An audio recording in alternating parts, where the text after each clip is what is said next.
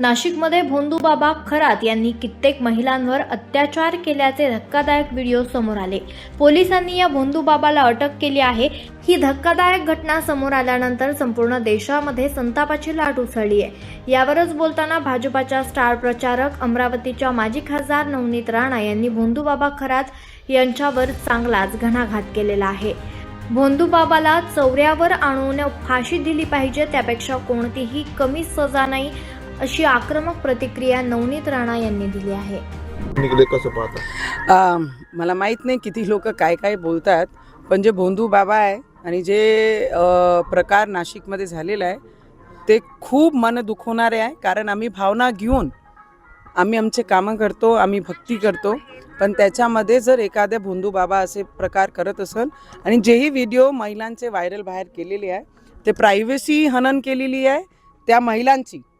ते भोंदू बाबाला तर मला वाटते चौऱ्यावर आणून त्याला फाशी दिली पाहिजे, त्यापेक्षा कमी सजा ते डिझर्व नाही करत।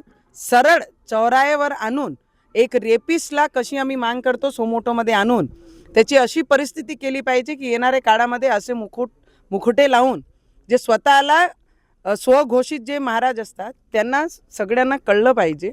आणि आमची भावना महिलांची या देशामध्ये आणि या राज्यामध्ये ज्यांनी दुखवलेली आहे त्यांना सजा 100% झाली पाहिजे। राज्यसभेच्या निवडणुकीनंतर